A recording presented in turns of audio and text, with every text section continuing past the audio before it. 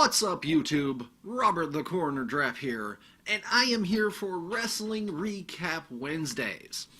For those of you who are unfamiliar, I am a massive fan of WWE, and I've decided to take it upon myself to go on ahead and make a video for those of you who don't want to sit through 5 hours of wrestling a week, and I want to make it a little more accessible to you guys.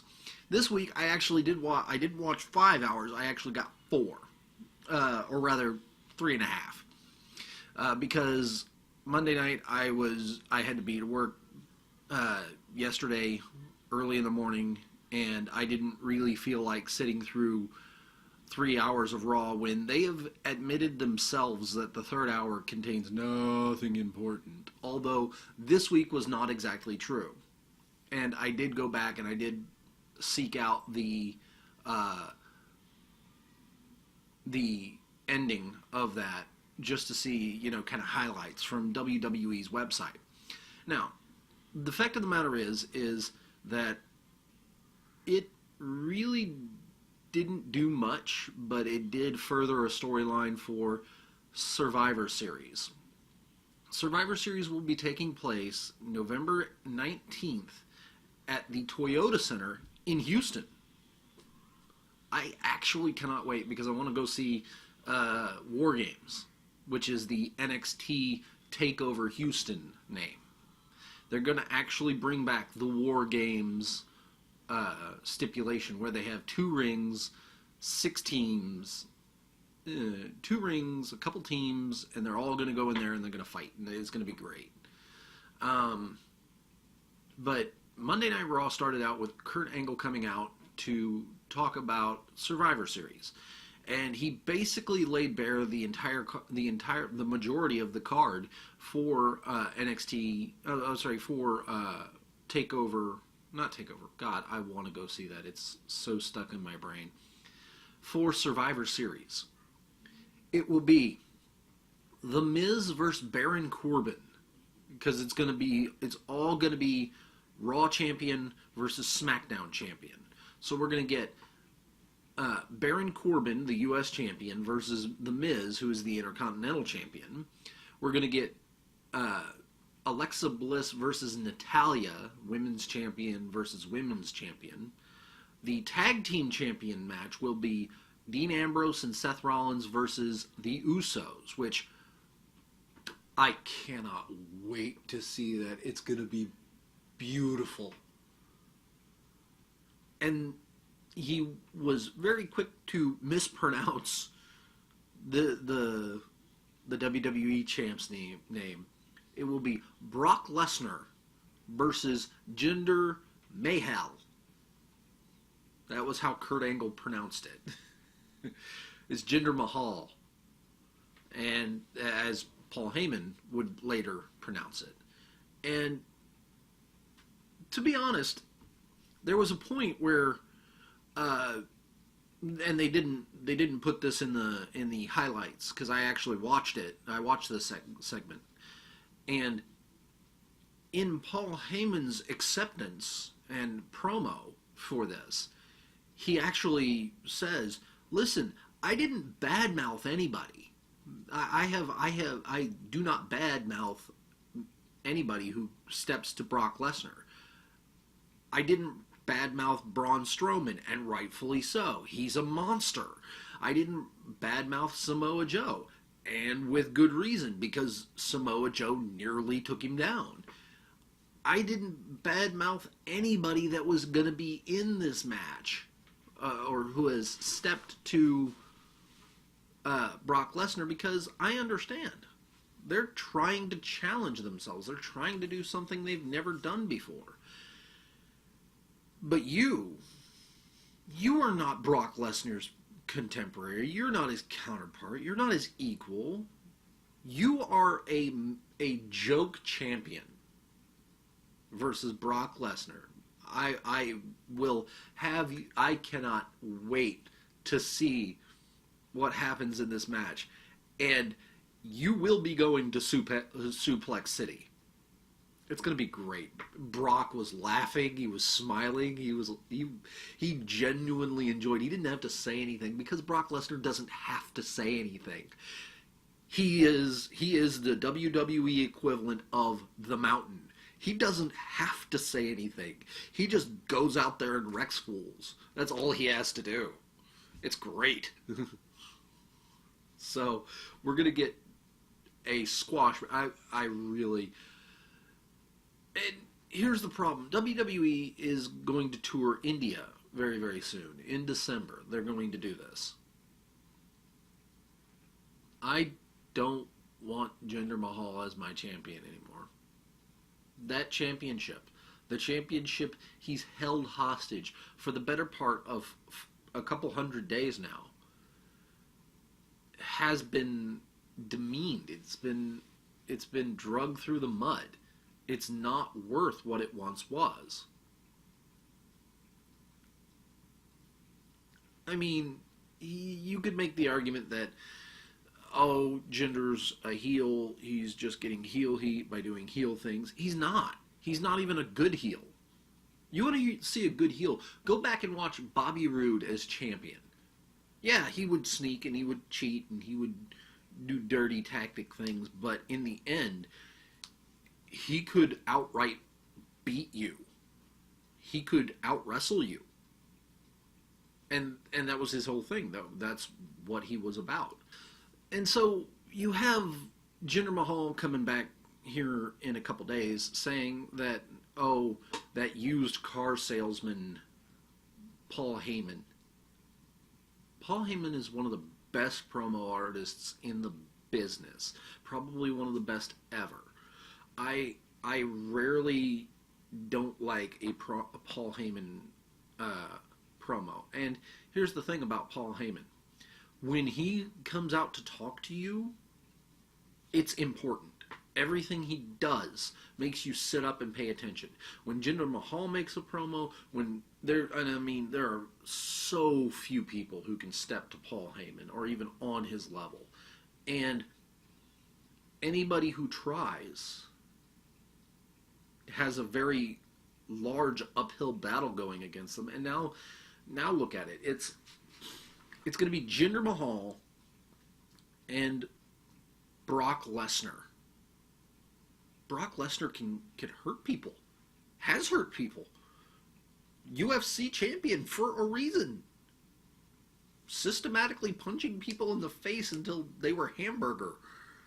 And then he learned to wrestle. And I'm talking like actual MMA jiu-jitsu work. He can do that.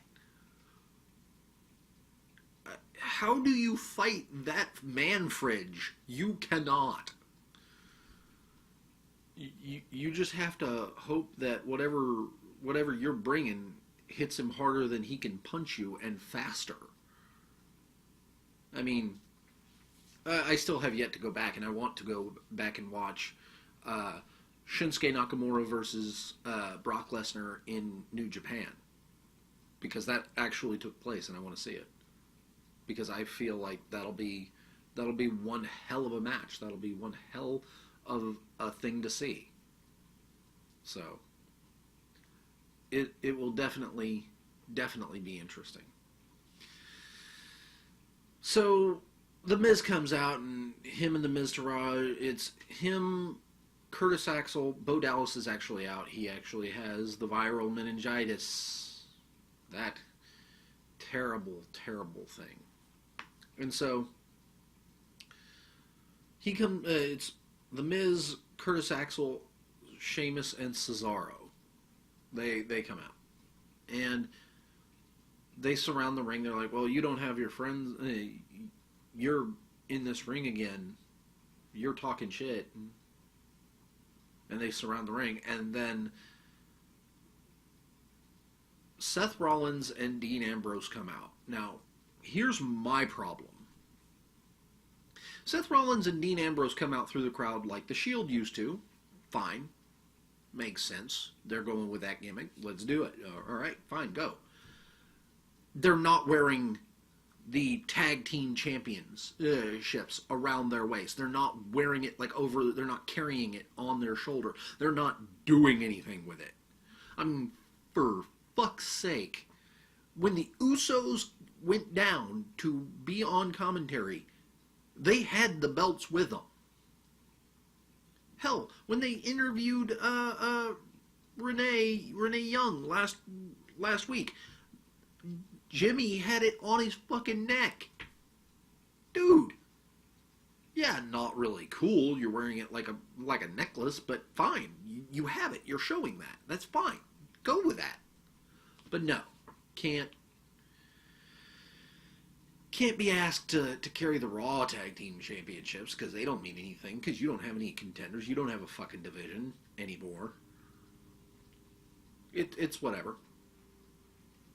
So, next, you have Kurt Angle announcing that it will be The Miz, Sheamus and Cesaro versus Dean Ambrose and Seth Rollins and AJ Styles. He was just at the Raw pay-per-view. Why is he on this? Oh, he decided to stay an extra night. Okay, fine. To me, on the surface, because they're still going with AJ Styles is a member of SmackDown. He is not moved to Raw. He has decided to go on ahead and stay an extra day.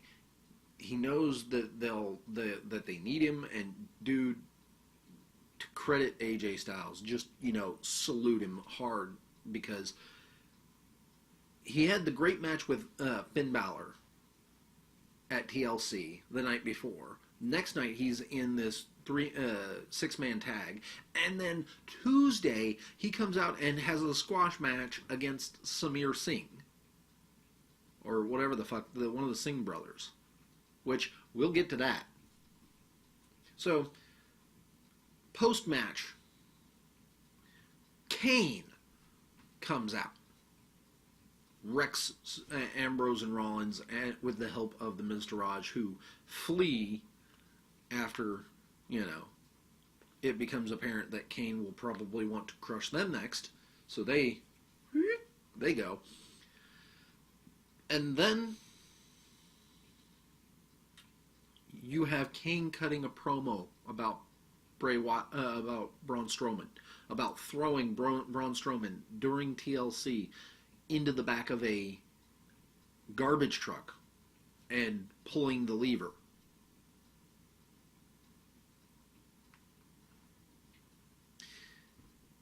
Braun Strowman has survived an ambulance crash. He even made mention of that. He's like, he's survived an ambulance crash. He's also flipped an ambulance. You can't stop Braun Strowman. Maybe they're giving him some time off because, they want him to come back next week, a little more energized, because I've noticed that maybe he's starting to slow it down a bit. Whatever, Braun Strowman, again, another guy who deserves a break, another guy who deserves to take some time and have a minute, have a breath, and fine, go for it, dude. You earned it. You absolutely earned the right to take a break. Now, at this next juncture, we get Kane calling for competition. And who should come out but Finn Balor? Finn Balor. WWE rumor from, the dirt sheets, the guys that do these kind of things all the time. And the guys that have really good connection to what's going on behind the doors at Creative Writing have said that the next stop for Finn Balor is going to be Brock Lesnar at the Royal Rumble. He will lose. So, because they want, for whatever reason, for Roman Reigns to face Brock Lesnar at WrestleMania for the Universal Championship, and they want Roman to win. You know, here's my problem.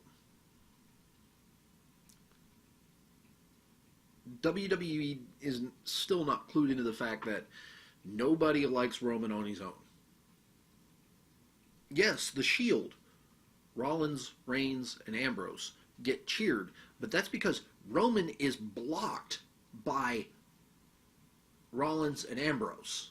He's bookended. So here's Roman. You don't see that much of Roman in the Shield because you've got two bookends that make it tolerable, make him, kind of fade out. It's like, oh no, Roman's fine because he's not doing Roman things. They're not pushing just Roman. They've got they've sandwiched him in, and that's fine. But here's the thing. The Shield will break down again. I wouldn't mind seeing it be Roman. Now, the proposed thought that I've heard was Dean Ambrose turns heel by screwing over Reigns and Rollins, and that leads to Ambrose going heel. That's fine. It's not a bad idea. I don't hate it, but I think the better image would be what we got of Roman Reigns in NXT, when he was just this cocky, I'm the best. I got the $3,000 watch. I'm wearing a $25,000 suit. You can't even step to me. I'm the best in the world. I retired The Undertaker. I've won the Royal Rumble like 9 times, or however many times he's won it. You literally cannot beat me. I am the best. I have this division on lock. And then the next person, because what I want to see happen, what I would love to see, because they're going to go with Roman versus Brock at WrestleMania, New Orleans. Fine. There's nothing we can do about it. We as fans have booed Roman till we're blue in the face, and they still push him. There's nothing we can do, because here's the thing. The only way to get them to stop would be to find somebody in the company, and more specifically on Raw, that the entirety of the crowd can get behind more than Roman. And there's a couple people I think could do it. I think that, Seth Rollins. Again, you play up, yeah, he's reformed, yeah, he's changed his ways, and he doesn't want to be a dickbag anymore, but Roman's become a dick, and Roman screwed him over, so he's got to go after Roman. And I think that would just, because anybody going up against Roman is automatically the babyface. You don't believe me? Look at Braun Strowman.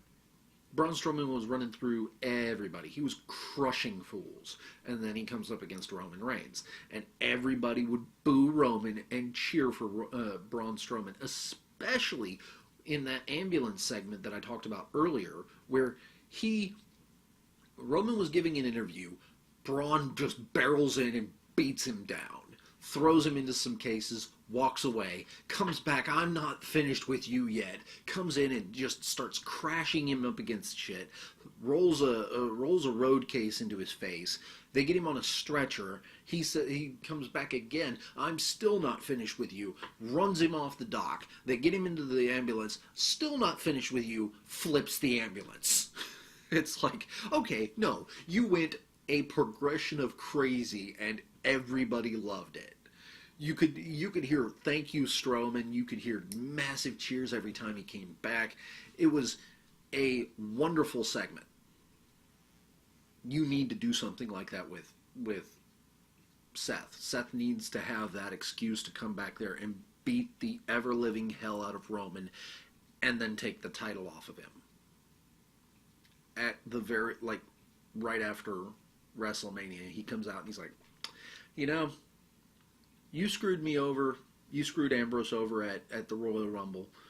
We didn't know how it was going to go. And yeah, I got eliminated basically by somebody else, but you didn't help. You thought only of yourself. So guess what? You're not our brother anymore. I'm coming for that ass. I'm coming for that title. I'm going to take it away from you because I know you want it more. You wanted it more than you wanted to be a good guy. You wanted it more than you wanted to be a brother of the Shield. You weren't interested in justice. You were interested in making yourself relevant enough to Brock Lesnar to earn that championship match. And did you earn it at WrestleMania? I can't say, because I wasn't in that match. But you know what? You can prove it. I'm going to take you out. And let that just play out. Or even better yet, how about Roman Reigns versus Finn Balor? Finn Balor has never gotten his rematch. He just comes out night after WrestleMania. Oh, you beat Brock Lesnar. You know, you said the first time I beat you that this wasn't the last time we'd be crossing paths. You know what? I'm cashing in my rematch clause. I want to see you next pay-per-view, you, me, that championship. Let's do it. You know?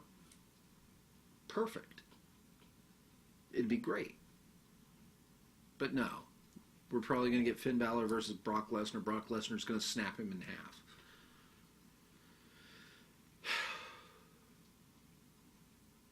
Sucks. Finn Balor's a damn good wrestler, especially if you go back and watch the match that he put on with AJ Styles. AJ Styles, who had a 18-hour flight from Argentina. Flew from Argentina to Milwaukee. Wrestled, I would say, a really good match for the fact that they didn't have any time to go over anything. They didn't have any time to plan anything out. They just did it in the ring and went for it. That was a really good match. The jet lag playing the factors that it did. The hand was dealt. We couldn't do anything. It had to be good. And I cannot wait for the next time that they get together, that they get on doing this. It's gonna be marvelous. The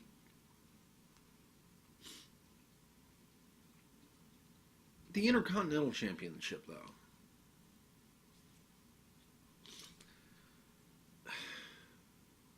The rest of the roster is a nightmare, because the next match that happened after AJ Styles gets the pinfall victory on, I believe he pinned The Miz? Yeah, hit the he hit it on Cesaro. Phenomenal forearm, gets the win. Perfect. AJ needed a win. AJ needed to win a solid win against somebody solid, and Cesaro's a damn good wrestler. And personally, I want to see what these guys could do in a singles match. I could see a really good match between Cesaro and AJ Styles. Hell, if I ever end up getting a better rig, which I did, I returned the Windows 10 disc and bought a retail version of Microsoft 7. So I'm just going to download that and hopefully get better support for that, because it's not as old as Vista. And then I know the comment's going to come, oh, but 7 sucks. Yeah, it does. But my next move will be to have the money available to go do to go to Windows 10 as soon as I can. So there you go. That's what's going to happen. I'm going to get Windows 10, the professional downloadable version from Amazon. I think it's like $109, $110 rather than $190, $120. I'll save money. Oh, and be on the lookout. I'll probably talk about this Friday this week, Friday next week, depending on when they ship it to me, when it actually gets here. I bought Valhalla Java. I actually got a pound of Valhalla Java that I will be drinking. Oh, I can't wait. But back to wrestling. Sorry, side tangents. AJ Styles gets the clean pinfall victory on Cesaro. Kane comes out, demands a challenge. It's Finn Balor. Finn Balor put up a damn good effort, but eventually ended up taking a clean loss to Kane. So he has a really good match with AJ Styles, who is arguably one of the best wrestlers on the planet. I mean, AJ Styles, Kenny Omega, Kazuchika Okada. You know, these guys have a lot of talent, are really, really good, and I still have to go watch the Omega Okada match, the original. I want to watch the original one from Wrestle Kingdom 10, I think it is. But we're going to get there. And oh boy, Finn Balor taking a clean pinfall loss. It should have been a cheapskate dirtbag victory by Kane.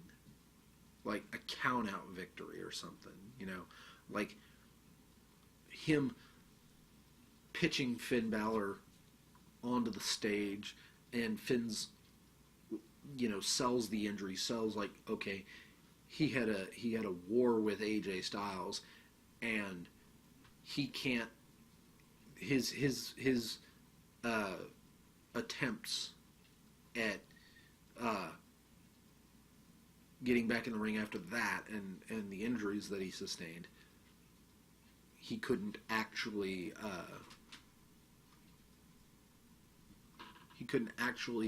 recover, and Kane gets a count out victory, so, or disqualification victory. Right? No, yeah, the Finn winning by disqualification would have been amazing. Like, Kane takes him to the outside because he won't stop kicking out. Like, he hits a choke slam. Finn kicks out. Personally, if I'm Finn, I might have fucking no-sold it. You know? Just straight out say, fuck you, you're not burying me.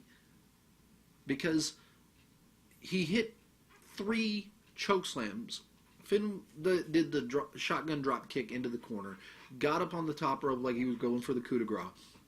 Kane stands up, grabs him by the neck, hops him down to the floor, choke slam, waits a second, grabs him, picks him up, second choke slam, waits a second, picks him up again, choke slam third time, 1, 2, 3. So 3 choke slams in a row, and then goes for the pinfall. Personally, if you're going to fucking do that to me, that's not good enough. I'm going to fucking no-sell you, because you don't deserve that. You deserve disqualification.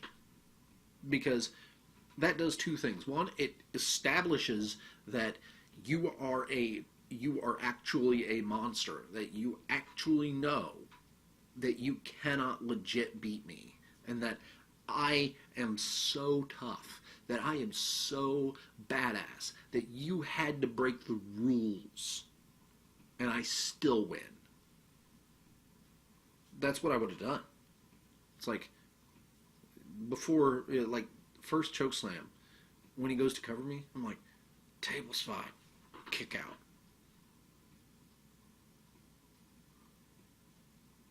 DQ table spot, DQ table spot.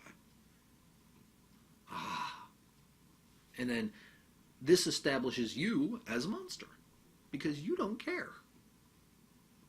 Which, again, this is something that's going to come up here in a second, because the go to commercial, come back, and it's Elias. Who wants to walk with Elias? This fucker right here. He's damn good at what he does, and here's a evidence of how good he actually is. He asks who wants to walk with Elias. The crowd goes nuts. They're in Green Bay, and everybody's cheering, right? And he's like, "Wow, we got a real vocal crowd here." I guess you want something to cheer for because you can't cheer for the Packers because they suck. I mean, it's it's heel heat 101 right there. Insult local sports team. And that's when the crowd instantly went from cheering him to flip, boo, go Pack, go Pack, go. And they actually had panned over the front row before Elias's segment, and the Green Bay Packers were right there. I don't know if I could have done it because it looked like most of the linemen were there and the linebackers. Yeah, you might be a big guy, Elias, but you're not 7 guys big. You are not Brock Lesnar big. So, and then Jason Jordan comes out and they go to have a match, and he cracks him over the shoulder with the guitar. Like he goes into the timekeeper's area, picks up the guitar because they've been fighting, and so cracks him over the shoulder with it. It was fucking great. It's like, dude, yes, please, keep this up. So Jason Jordan wins via disqualification. And again, it didn't make Jason Jordan look any worse. It made Elias look really good because he has that kind of personality that you love to hate. So, next was a women's match. I remember that. I think, oh God, I don't even recall who it was, but again, the women's division on both Raw and SmackDown are anemically thin. The next part that I remember was actually Kurt Angle backstage. He's on the phone. He's like, I gotta call you back. Because whoever he was talking with, he turns and he's like, oh yeah, no, yeah. Hey, I'm gonna let you go. I gotta call you back. Hangs up his phone. It's fucking Shane McMahon. Shane McMahon has not been seen since Hell in a Cell. Daniel Bryan last week on SmackDown made mention of the fact that we would see Shane McMahon on SmackDown. So we knew Shane was coming back. We didn't know that he'd be back on Raw, though. And he's like, hey, man, how you doing? Yeah, no. And Kurt's like, no, thank you. I want to say really thank you. Appreciate it for you lending us AJ Styles for not only TLC, but for tonight. Thank you so much. It means a lot. I mean, it's just, kind of heartbreaking that he's eventually going to be on the losing side because, we're going to kick your tail at Survivor Series. And no. Just no, can't, not going to have it. You're under siege, man. Just picture it. # under siege. And it's like, at that point, I'm like, the fuck? Why? Okay, maybe it's like you're besieging him verbally. Like they're going to start trading verbal shots back and forth between superstars. Great, fine. I'm okay. If that's the reasoning you want to give, I'll go for it. I'll go with it. Then we have Paul Heyman's epic fucking promo against Jinder Mahal, and there was a point where he even he fourth wall broke. Because he's like, the brand that brags Brock Lesnar. Hey, you try saying that 3 times fast. The brand that brags Brock Lesnar. Brand that brags Brock Lesnar. Brand that brags Brock Lesnar. Oh, that's terrible. That's a pain in the dick. He chose his own words, but still crazy. So we have him basically saying that Jinder's a pretend champion. Like, they don't have anybody on SmackDown that, could be champion. So they just randomly picked Jinder. It's not entirely false. I mean, let's look at the champions before Jinder Mahal. Randy Orton had one of the stupidest. I mean, if I could give like awards for stupid booking decisions, that would have taken the cake for 2017 had it not been for Jinder. The fucking Bray Wyatt House of Horrors match. Dumbest shit ever. But then we had the Randy Orton Jinder Mahal feud. Incrementing stupidity. So, before Randy, it was Bray Wyatt. Bray Wyatt was not a bad champion. Who was before? I think it was AJ. AJ Styles was before... No, it was John. John Cena. John Cena beat AJ Styles, who then... John then lost it to Bray Wyatt, and Bray Wyatt then lost it to Randy Orton, who then relinquished it to... ended up losing it to Jinder Mahal, who claims he out-wrestled Shinsuke Nakamura. No. No, you didn't. You win your matches the same way every time. The Singh brothers come in, distract the wrestler. When they distract the wrestler, you come in with the Colossus and you hit him. And it's just a fucking stupid finisher. I think of, if I had to like rank stupid finishers, that would be up there with the Cobra.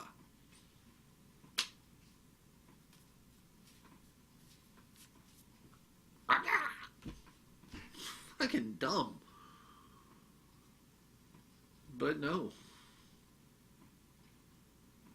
So we will see Brock Lesnar versus Jinder Mahal at Survivor Series. The problem with that, beyond, me just not liking Jinder Mahal as champion because he's not a good wrestler. He can't do shit on his own. And I actually think that what they're going to do is, and personally I would love to see this swerve.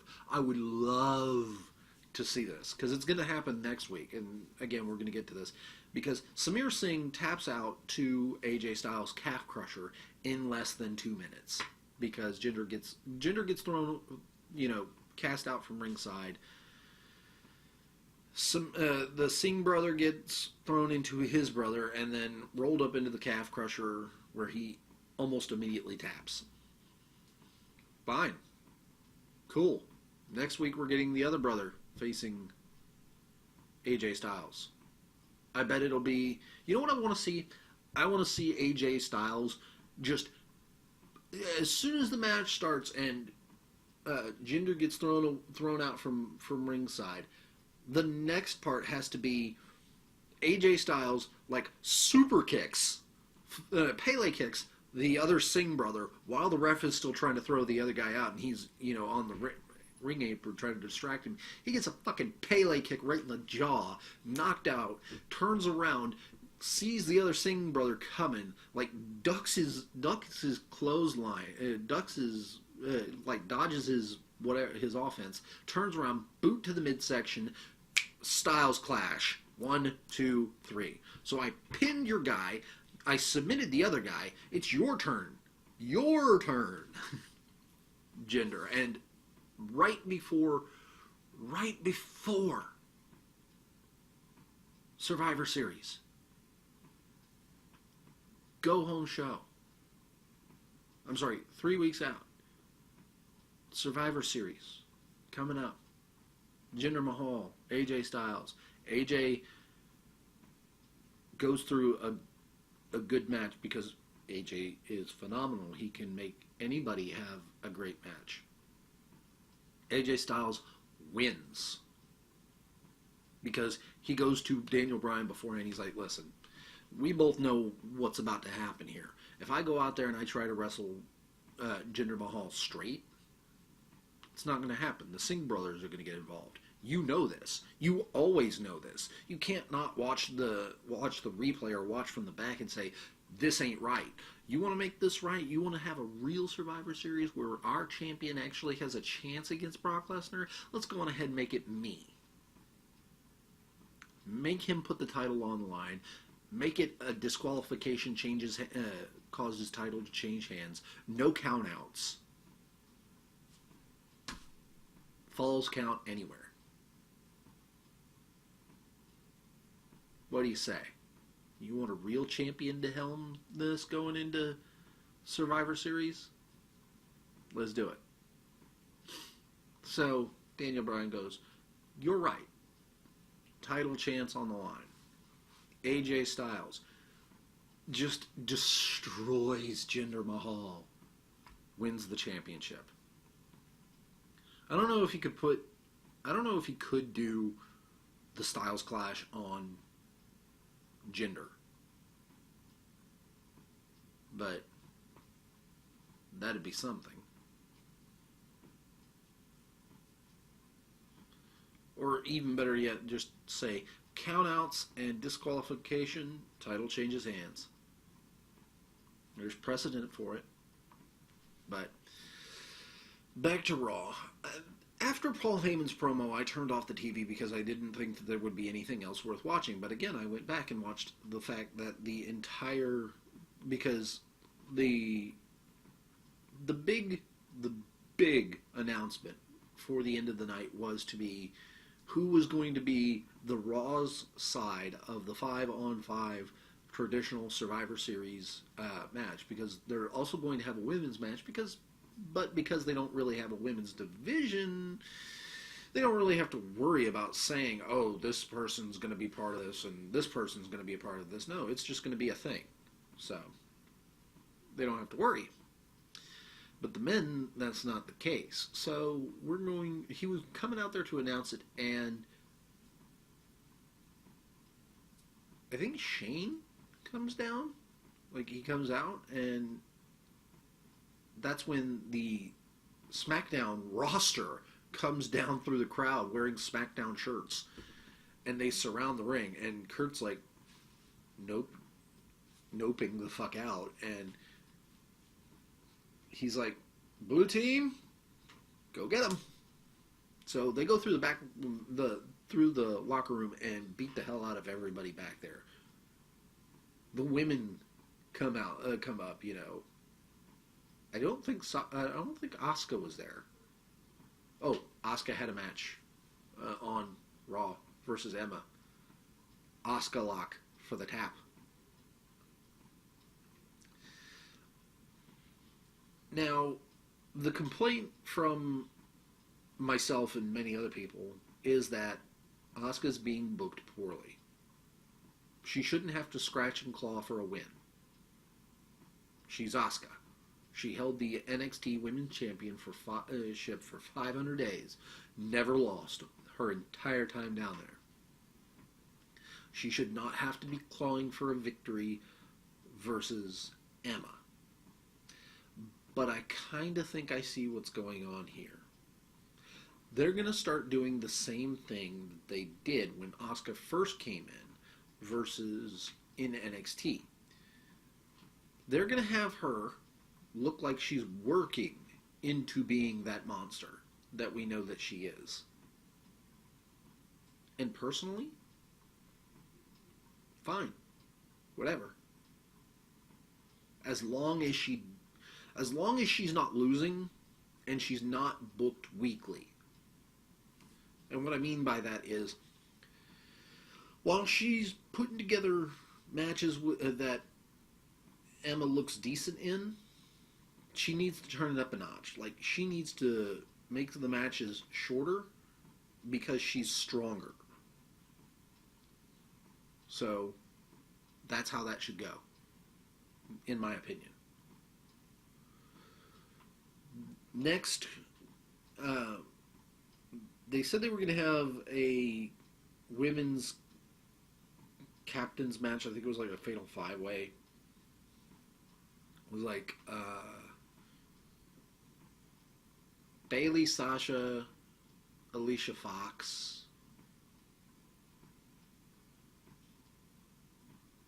It's going to be crazy. I don't remember who won. But then again, you don't really have... I mean, you don't need to ask who's going to be on the women's team because you don't really have enough of a women's roster to have to worry about it. You have 5 women, maybe 6 on each brand. Who cares? You don't really have a division. But, so they have the entire SmackDown roster go through the Raw roster by beating the crap out of them all. The women beat the crap out of the other women. It was entertaining. Suspiciously absent from that, that highlight was Kane and Braun Strowman. Seth and Dean got some offense in because they came in with chairs, but the numbers game was just too big, so they got beat. Next night on SmackDown, they opened with the video package of them beating the crap out of everybody, and Shane McMahon comes down to the ring. He explains that he was always raised with the attitude, if you're going to get into a fight, strike first. Strike first, hit hard. And so Sami Zayn comes out. He's like, listen, no hard feelings. It wasn't personal. I was looking out for the well-being of my brother, my best friend, Kevin Owens. And you really kind of can't fault me for that. And to Sami's credit, no, he's right. I can understand. But Shane was like, no, there's a lot of hard feelings on this one. You say you were concerned about the health and safety of Kevin Owens. What about mine? What about me? You let me crash through that table, and then to add insult to injury, you rolled Kevin over on top of me for the pinfall. You could have just moved him, but I don't buy that you didn't do it out of malice. So, you know what? Why are you out here? What do you want? He's like, well, see, Shane, you're out here as commissioner, and that's cool, but so I'm not gonna touch you. Not out here to start a fight, but if you were out here as Shane McMahon, the competitor, I would destroy you. But that aside, we'll talk about that at a later date. The reason I'm out here is because Kevin and I have been mulling it over and really thinking about it, and we decided, fine, you know what? We will be on the SmackDown Live team for Survivor Series. We will do this for you. Because let's face it, you don't just want us to be on this team. You need us to be on this team. He's like, that's where you're wrong, Sammy. See, I don't want you on the team. I don't need you on the team. But because this is the land of opportunity, I'm going to give you another one. You're going to face off against the Viper Randy Orton. Whoever wins gets to be on the team. This is the main event for the evening, and Randy Orton wins. Because he hit a low blow on Sammy, rolled him up after hitting an RKO.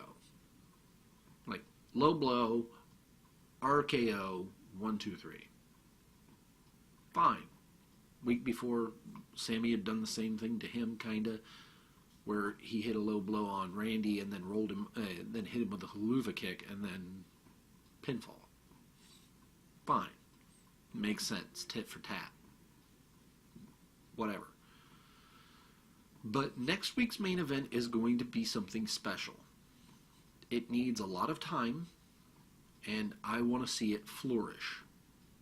Because next week's main event, Kevin Owens versus Shinsuke Nakamura. This is going to be a wonderful match if they let it happen. If they just go. We know who we want to win, and personally I think it's going to be Shinsuke. That's me. Although I don't think I would have... If it were me, if I were booking this whole thing, I wouldn't have booked Randy Orton and Shinsuke Nakamura to have to get on the team. Just be like, okay, you know what?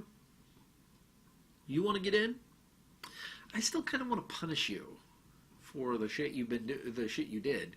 So, you know who hasn't had a match in a long time? The Bludgeon Brothers. Eric Rowan and Luke Harper. If you and Kevin Owens can beat the Bludgeon Brothers, you guys get the last two spots, because the spots as it is are going to be Randy Orton, Shinsuke Nakamura. You could arguably put Ty Dillinger in there, and then have the last two spots be Owens and Zayn. And have them just refuse to tag anybody else but each other. Like, they will tag out to each other.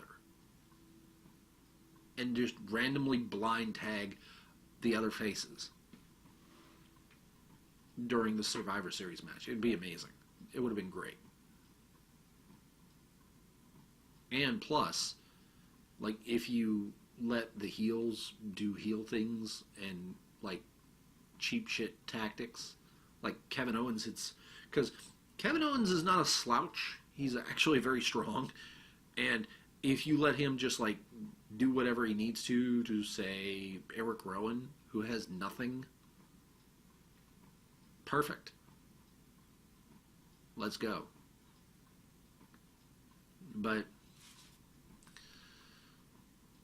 the next thing that happens is the fact that we have the Fashion Files, which has more of a Reservoir Dogs theme this time. And I am officially tired of it. I'm sick of it. It needs to stop. The whole storyline needs to come to close. It needed to come to a close last week, where the Ascension mentioned that it was probably the Bludgeon Brothers.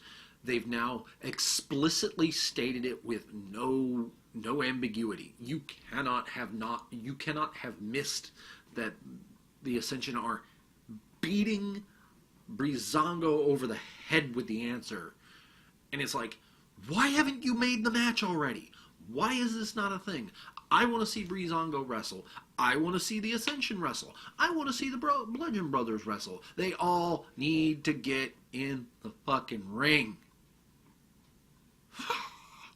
But no, we have to wait until next week when they're going to do a goddamn Stranger Things themed one. Fuck that. It needs to stop.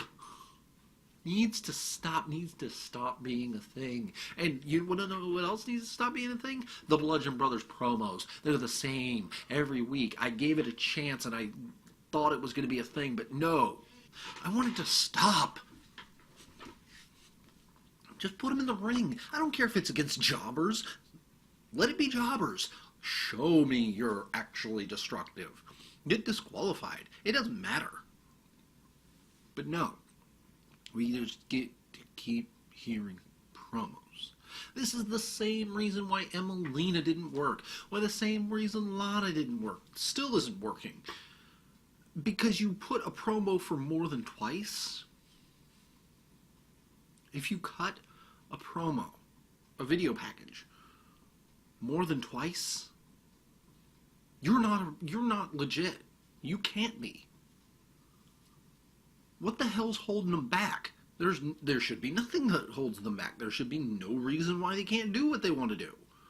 But no, we have to deal with the Bludgeon Brothers being nothing but video packages, and their gimmick's not terrible. It's like, okay, fine, yeah, you guys like to go and beat people down. Fine. You come to the ring with hammers. Okay, don't care. Put them down, beat the fuck out of them. Let's do this. But no. No, we just get to keep getting promos and Breezango being idiots. No. Done. We have the New Day face New Day face Chad Gable and Shelton Benjamin with the Usos on commentary. Gable and Benjamin win because Benjamin kicks Xavier Woods in like the back of the head, back of the shoulders, and this gives the distraction to Chad Gable, who rolls Xavier up for the win. Not good. It was bad. And the Usos kind of going a little more face on this one. I heard, again, JD from NY is primarily who I watch. I also watch Joe Cronin, who, I don't know if he noticed, but I'm going to have to go back and watch his Raw review again. But I'm pretty sure he didn't notice he noticed the Joe Cronin is better than Kevin Dunn sign in the crowd. It was great. But, anyway. So,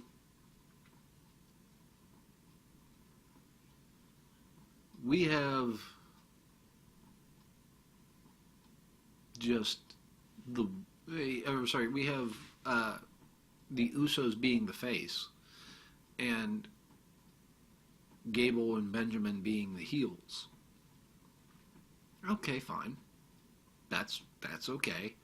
Or, you know what would be even better? If the Usos just went brutal and been like, bitch, you can't step to us. We were in Hell in a Cell with the New Day.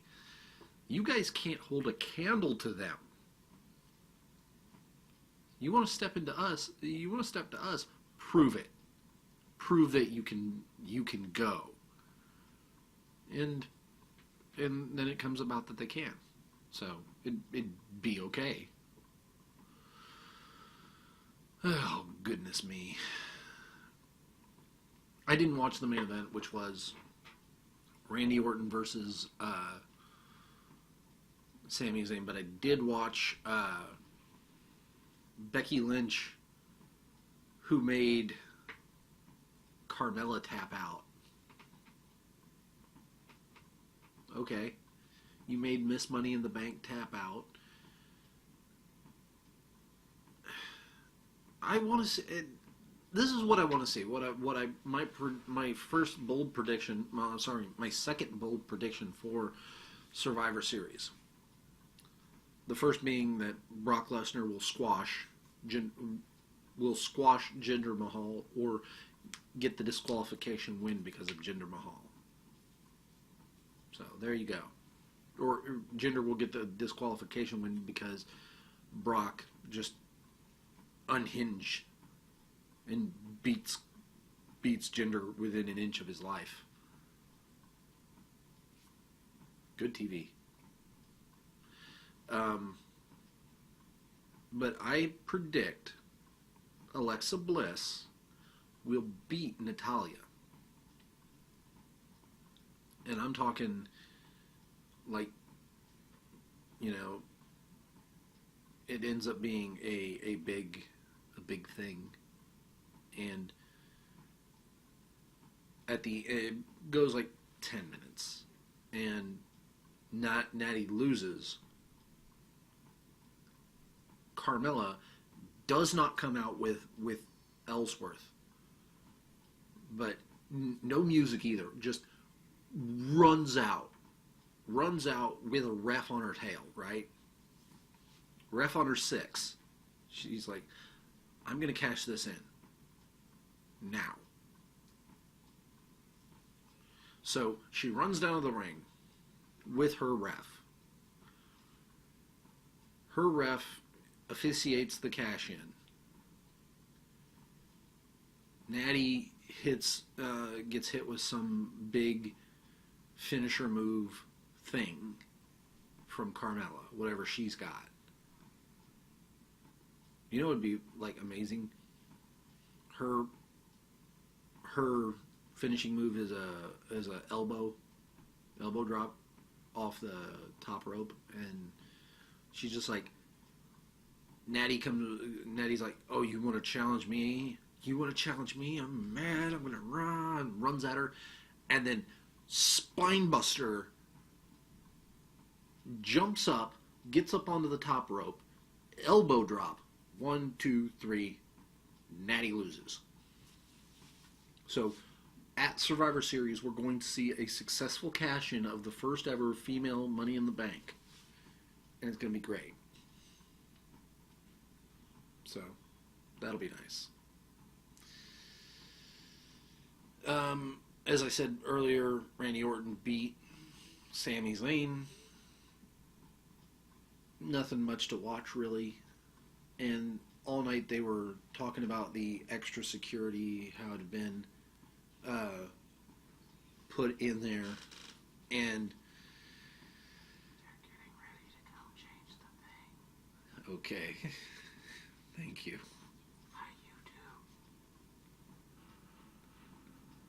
YouTube. My husband, ladies and gentlemen, just said, hi, YouTube, through the crack in the door, because they're getting ready to come in and do some maintenance on the dishwasher, which is amazing, because I just called them like 10 minutes ago. I'm like, I really need to know when this is going to happen. So, but anyway, back to wrestling. There was at the end of the night, Shane McMahon's like, listen, we had extra security. We were ready for him if Raw decided to come in and try and invade us, but you know what? It didn't happen. So la-di-da, right? And Daniel Bryan's like, no, what about next week? What about the week after that? You need to be ready for when it happens, not if, because it is going to happen. And I actually predict that, you know what would be a great way to do it? Like, disqualification, title changes hands on the AJ Styles match, and then it's the Raw roster because it's the main event. They come down, they just come pouring over the barricade. They jump in the ring and they like beat down Jinder and AJ at the same time. So double DQ. So that would be a good way to do it. Thank you for watching. Please like, comment, subscribe, all those wonderful things, and I will see you all next time.